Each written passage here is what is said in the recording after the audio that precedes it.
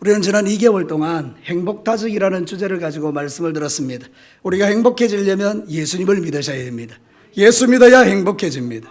두 번째는 영적 체계를 바꾸어서 영적인 체계, 영적인 생각을 가지고 살아야 우리가 행복해진다는 말씀도 들었습니다. 그리고 우리의 마음에 넘치는 감사가 있을 때 우리는 행복해진다는 말씀도 들었습니다. 그리고 마음을 잘 지켜야 원수에게 이 귀한 것 빼앗기지 않는다는 말씀도 들었습니다. 그리고 우리는 기준을 똑바로 세워서 에덴 동산에 선악과를 딱 세워놓고 너는 피조물, 나는 하나님 기준을 세운 것처럼 우리의 마음에 이제 예수 그리스도를 모시고 그분만이 나의 구주라는 그 기준을 명백하게 세우고 말씀대로 순종하여 살아야 된다는 것도 들었습니다. 뿐만 아니라 지난번에는 예배 드리는 자가 행복하다 이런 말씀을 드렸습니다. 사랑하는 성도 여러분, 이 자리가 행복의 자리인 줄로 믿습니다. 오늘은 이제 마지막으로 이 모든 것을 다 모아서 예수 믿고 성령의 체계로 움직이고 감사하고 그리고 기준을 세우고 우리의 마음이 막 흔들리지 않게 예배를 드리는 이 모든 걸 다 모으는 이유가 뭐냐? 우리의 마음을 행복하게 하는 이유가 뭐냐? 딱 한 가지입니다. 주라는 것입니다. 나누라는 것입니다. 뭘 나누라는 것이요? 복음을 나누라는 것입니다. 예수님을 나누라는 것입니다. 그러면 우리가 행복해진다는 겁니다. 이번에 제가 비전 트립 팀과 함께 캄보디아 땅에 갔습니다. 캄보디아에 가서 우리 성도들이 저에게 이해할 수 없는 이야기를 했습니다. 그게 뭔가 하면 목사님은 교회에 있을 때보다 여기 있을 때가 더 행복하다는 것입니다. 말도 안 되는 소리를 하지 마시길 바랍니다. 저는 진교교에 있는 게 훨씬 행복합니다. 그러나 그 땅에 가서 제가 행복해 보였던 이유는 그 땅이 정말로 너무나 아름답고 하나님의 역사가 충만한 것을 보니까 너무너무 좋은 것입니다. 그래서 그 땅에 역사하시는 하나님을 보면서 너무너무 행복해진 것입니다. 여러분 오해하지 마십시오. 저는 여기가 더 행복합니다. 사랑하는 성도 여러분, 오늘은 우리가 이 성경 본문의 말씀을 통해서 기독교 역사를 바꾸시는 하나님의 역사를 보고 있습니다. 그게 뭔가 하면 사도 바울은 복음을 가지고 나누어 주고 싶어서 아시아로 가고 싶었습니다. 근데 하나님께서 안 된다, 아시아가 아니다, 유럽으로 가라 마음을 바꾸셨습니다. 그래서 결국 사도 바울은 하나님의 뜻 순종하여 복음 들고 예수님 들고 이렇게 유럽으로 건너가게 되는 그런 이야기를 우리에게 들려주고 있는 것입니다. 사랑하는 성도 여러분, 그때 가장 중요한 메시지가 뭔가 하면 환상 중에 마게도니아 사람, 유럽 사람이 나타나서 뭐라고 하는가 하면 건너와서 우리를 도우라 이렇게 말하는 겁니다. 그래서 저는 오늘 이 말씀을 보면서 우리가 행복해지는 비결은 건너가기다. 건너가야 행복해진다. 여러분 건너가시기를 축복합니다. 자, 첫 번째 메시지를 한번 들어보겠습니다. 우리 다 같이 한번 읽어볼까요? 행복을 위해서 하나님의 뜻으로 건너가야 한다. 오늘 성경 본문에서 사도 바울이 보여주는 믿음이 이것입니다. 자신의 뜻이 아니라 하나님의 뜻을 따라서 건너가고 있는 그의 모습을 보여주는 것입니다. 여러분 그것이 쉽지는 않았습니다. 오늘 성경 본문에 보면 7절에 이렇게 말합니다. 무시 앞에 이르러 비두니아로 가고로 뭐 한다고요? 애썼다라고 했습니다. 이 애썼다라는 말은 뭔가 페이라조인데 이건 어떤 일을 위하여 최선을 다하여 노력하고 시도했다는 뜻입니다. 여러분 사도 바울이 아시아에 가기 위해서 자신의 최선을 다하여 노력했다는 뜻입니다. 자기 온 마음으로 아시아 가기를 원했다는 것입니다. 간절한 기대와 소원을 가지고 아시아에 가기를 원했다는 것입니다. 그런데 여러분 하나님께서 가지 말라는 것입니다. 그때 자기가 그렇게 힘쓰고 애썼던 그 마음을 다 내려놓고 하나님의 뜻으로 건너가는 사도 바울의 모습을 보여주는 것입니다. 사랑하는 성도 여러분, 우리가 우리의 뜻을 포기하고 하나님의 뜻으로 건너갈 때 행복해지는 것입니다. 내 뜻을 고집할 때 결코 행복해지지 않는 것입니다.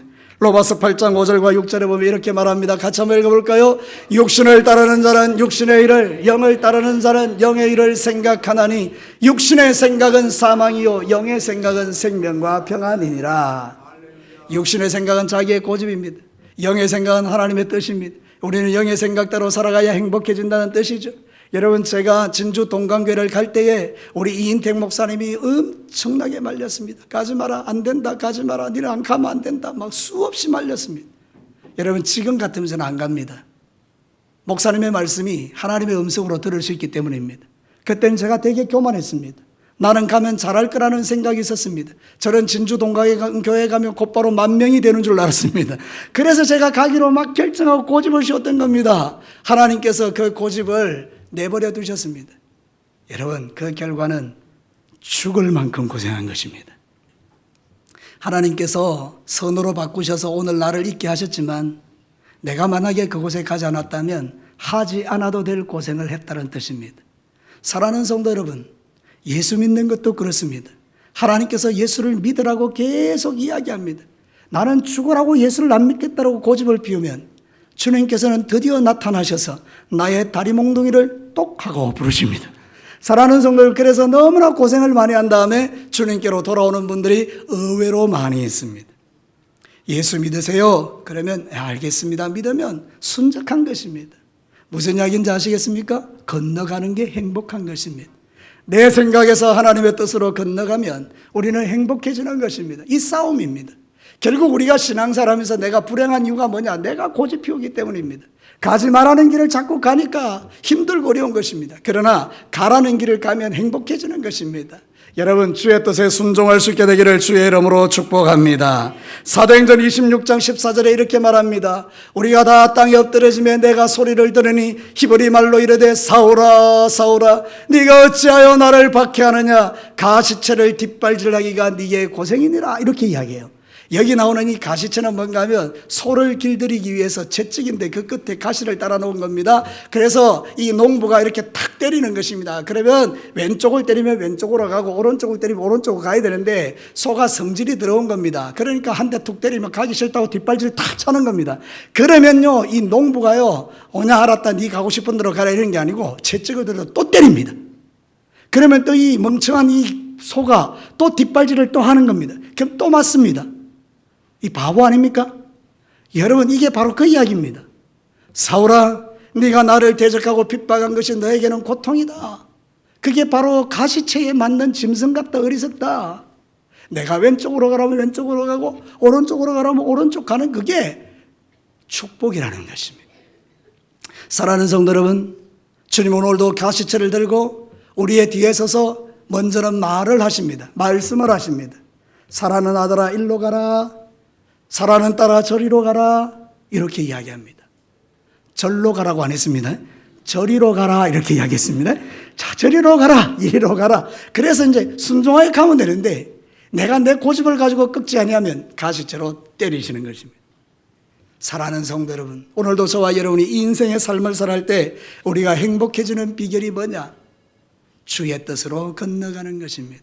사도 바울은 하나님의 음성을 듣는 순간, 아하, 이게 하나님의 뜻이구나. 고집을 다 꺾어내리고 그렇게 애썼던 마음 다 꺾어내리고 하나님이 원하는 곳으로 옮겨갈 때 그의 놀라운 행복이 부어지는 것을 보게 됩니다. 오늘 여러분, 이 말씀이 여러분의 귀에 들려지거든 이제는 하나님의 말씀에 불순종하는 길로 가지 마시고 예수 안 믿는 불신앙의 길로 가지 마시고 믿음 가지고 주님을 섬겨 여러분의 남은 인생이 지금보다 훨씬 행복해지기를 주님의 이름으로 축복합니다. 자, 두 번째 메시지입니다. 같이 한번 읽어볼까요? 행복을 위해서 성령이 이끄시는 자리로 건너가야 한다. 신앙생활과 종교생활은 비슷해 보입니다. 다시 말씀드립니다. 신앙생활과 종교생활은 비슷해 보입니다. 그러나 천지차이입니다. 종교생활은 주인이 자기 자신입니다. 내가 주인입니다. 그래서 내 뜻대로, 내 생각대로, 내 판단대로 하나님을 움직이려고 하는 게 종교생활입니다.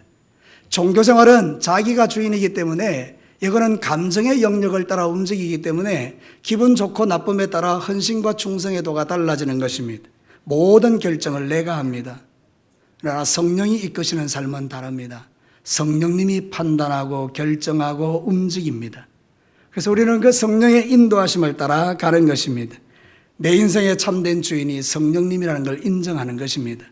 여러분, 내 생각, 내 판단대로 살면 고생입니다. 그러나 성령님의 인도하심을 따라가면 쉽습니다. 그래서 오늘 성경에 보면 6절에 성령이 아시아에게 하시는 말씀을 전하지 못하게 하셨다. 7절에도 보면 예수의 영이 허락하지 않았다. 이게 같은 말입니다. 성령님께서 사도 바울을 지금 움직이고 있다는 것입니다. 그때의 사도 바울은 깨달은 겁니다. 아, 성령님이 지금 역사하고 계시는구나. 그래서 성령님으로 옮겨가는 것입니다. 요한복음 16장 13절을 보십시오. 같이 한번 읽어볼까요? 그러나 진리의 성령이 오시면 그가 너희를 모든 진리 가운데로 인도하시리니 그가 스스로 말하지 않고 오직 들은 것을 말하며 장래일을 너희에게 알리시리라. 아멘. 여기에 성령님이 누군지를 모르시는 분들도 계실 겁니다. 성령님은 보이지 않는 삼위 하나님 중에 한 분이십니다. 그러니까 성령님은 내 안에 계셔서 역사하시는 하나님이란 뜻입니다. 예수님을 믿으면 모든 사람의 마음속에는 성령님이 계십니다. 믿으시면 아멘입니다. 그 성령님이 내 안에 계시는 걸 인정하는 사람이 신앙사라는 사람들입니다. 이런 사람들은 주님 앞에 기도합니다. 왜냐하면 성령님의 뜻을 따라야 되니까 기도로 성령님과 교통할 수밖에 없습니다. 기도는 하나님과 우리를 연결시켜주는 끈과 같은 것입니다. 우리가 하나님께 계속 기도할 때 성령님은 당신의 뜻을 계시해 주시는 것입니다.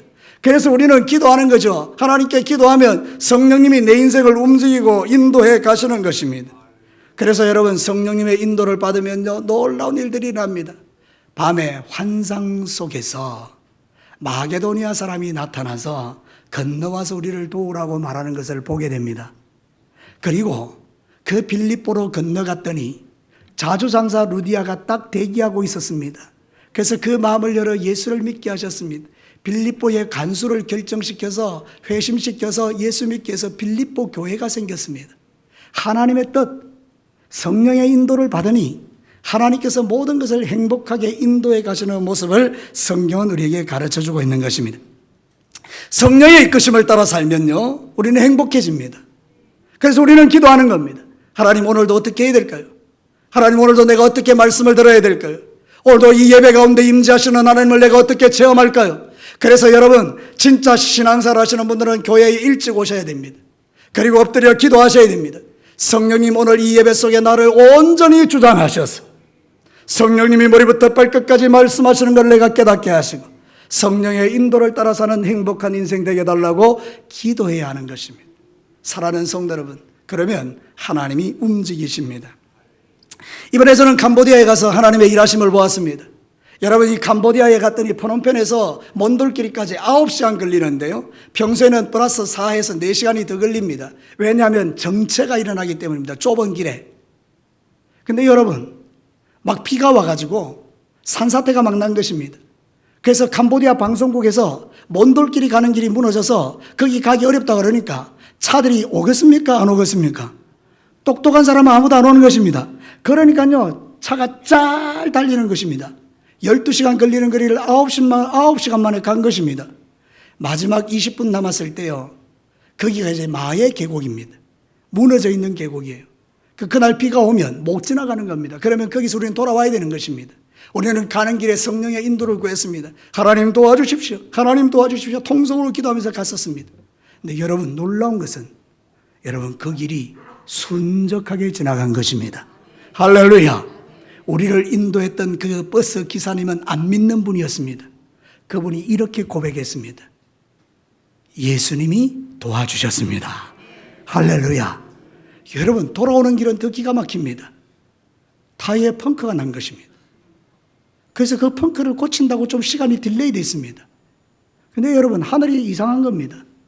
그리고 우리가 그 길을 빠져나오고 난 이후에 폭우가 쏟아져서 그 길이 닫혀버렸습니다.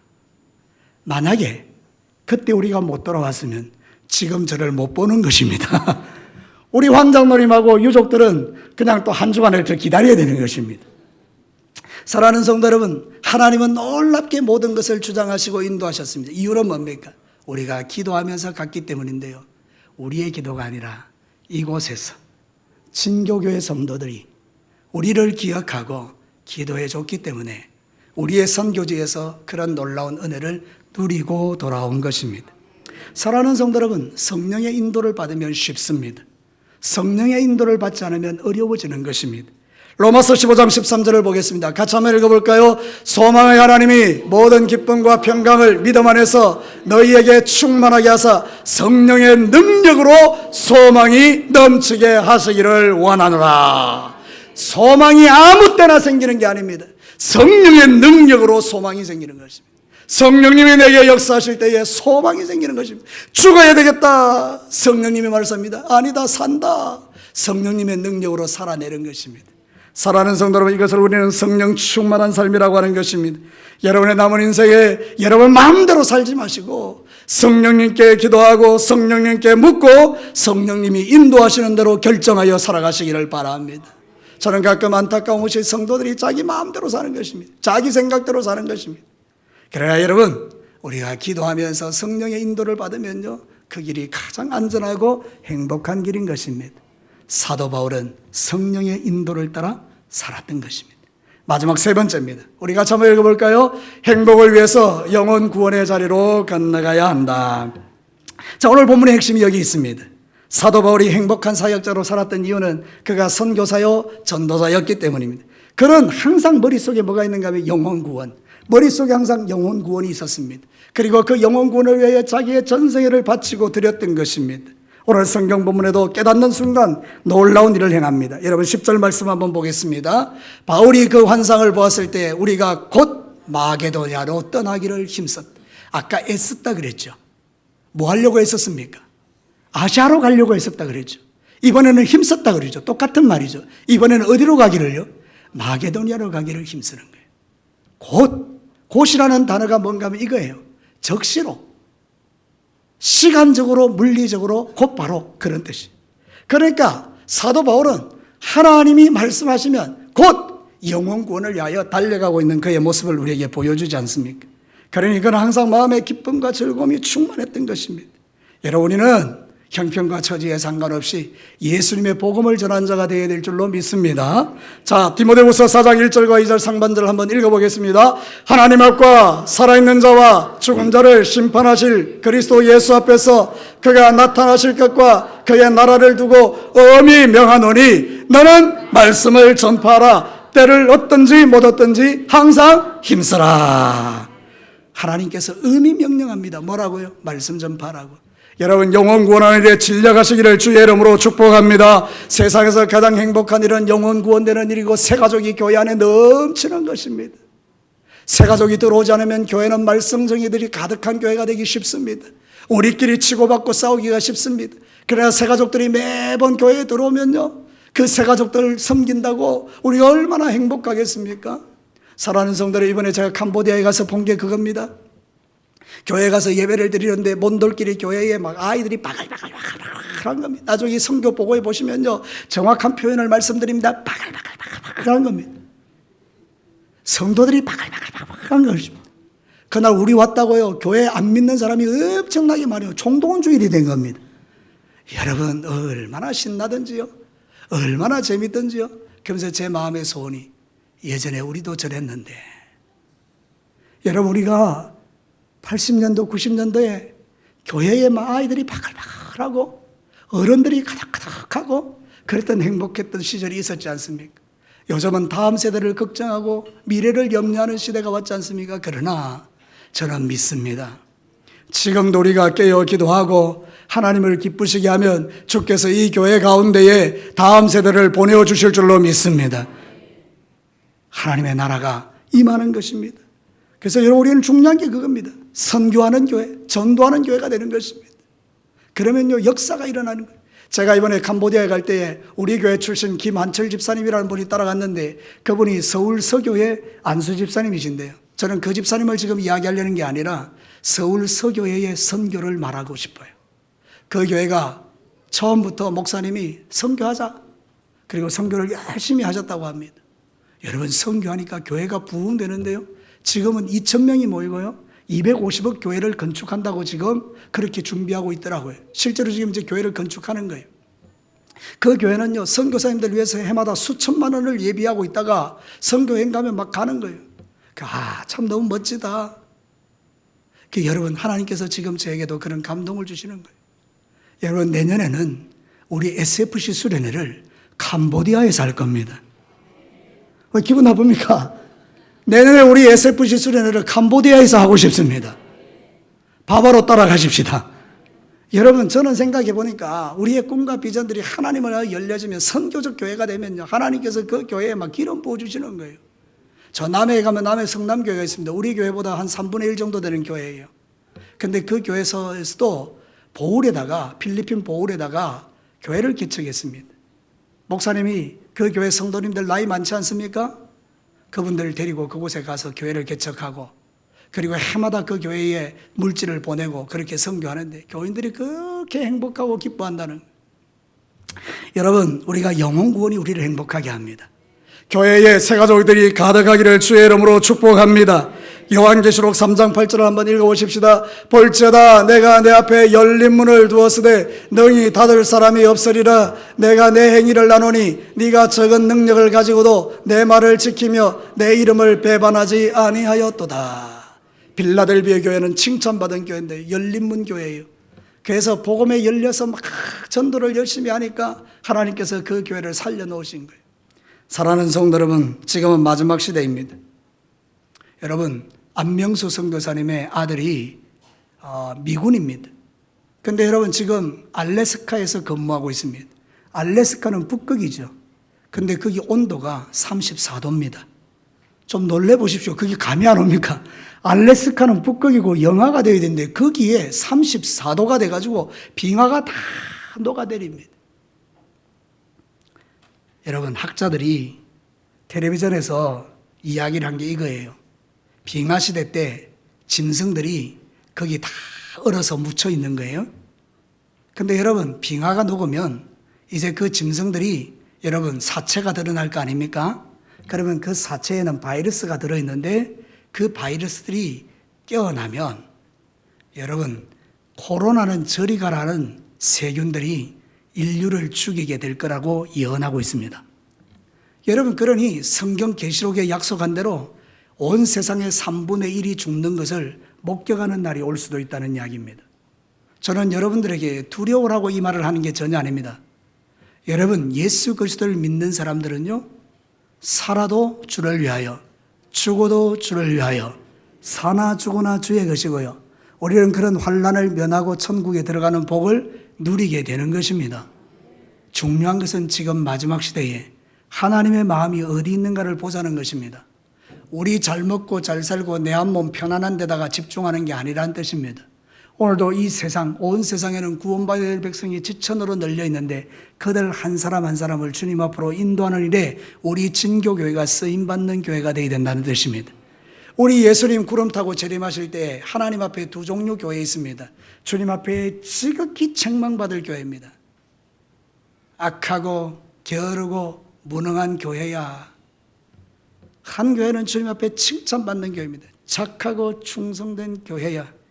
저는 우리 진교교회가 마지막 시대에 착하고 충성된 교회로 인정받고 칭찬받기를 간절히 소망합니다. 여러분, 이 행복이라는 것은 나누는 데서 오는 겁니다. 복음을 나누고 희생을 나누고 몸을 나누고 우리의 삶을 나누고 물질을 나누고 그게 행복해지는 거예요. 영혼 구원을 위해 달려가는 교회는요, 행복한 교회가 되는 것입니다. 말씀을 마치겠습니다. 우리는 이제 좀 건너가야 됩니다. 마게도니아 사람이 와서 건너와서 우리를 도우라고 했어요. 건너가야 돼요. 내 뜻이 아니라 하나님의 뜻으로 좀 건너가셔야 돼요. 내 생각, 내 마음대로 하는 게 성령의 인도를 받는 것으로 건너가셔야 돼요.